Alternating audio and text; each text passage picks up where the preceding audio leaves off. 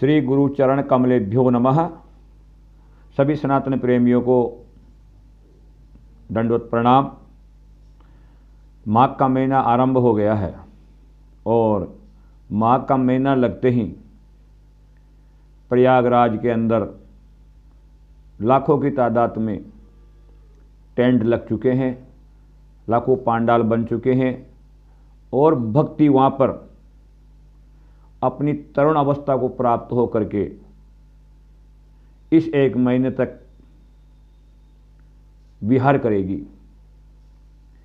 माघ महीने का जो महीना है ये अपने भारतीय संवत्सर के 11वां महीना है और माघ महीने के अंदर कोई भी व्यक्ति अगर शीतल जल के द्वारा ब्रह्म मुहूर्त में स्नान करता है तो उसके जन्म जन्मांतर के जितने भी पाप होते हैं वो क्षय हो जाते हैं, नष्ट हो जाते हैं और वो परम पद को प्राप्त कर लेता है। कोई व्यक्ति तपस्या नहीं कर पाता, कोई जप तप नहीं कर पाता, क्योंकि पापों को धोने के कई कारण बताए गए हैं।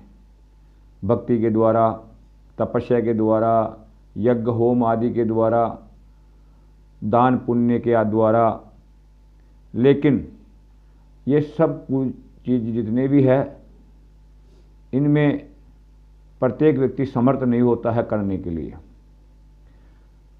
तो जो माघ महीने का स्नान है ये सब व्यक्तियों के लिए सुलभ है।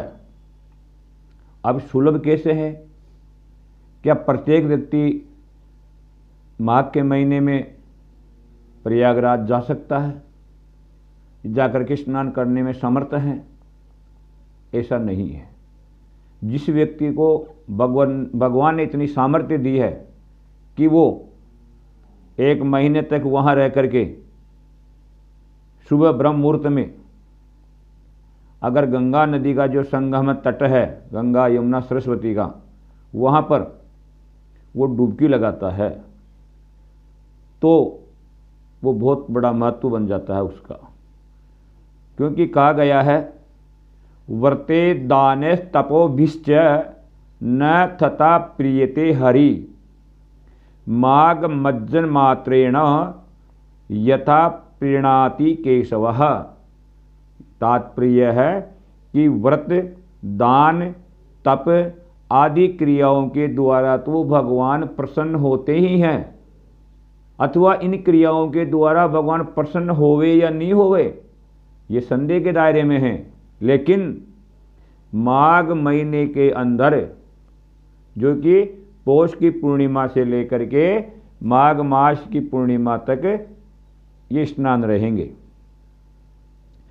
माघ महीने के अंदर कोई व्यक्ति जाकर के संगम में स्नान करता है तो भगवान जो नारायण हैं वो प्रसन्न हो जाते हैं और प्रसन्न होकर के क्या बताया गया है? प्रीयते वासुदेवस्य सर्व पापानुमुत्तयः माघ स्नानं प्रकुर्वीतः स्वर्ग लाभाय मानवः।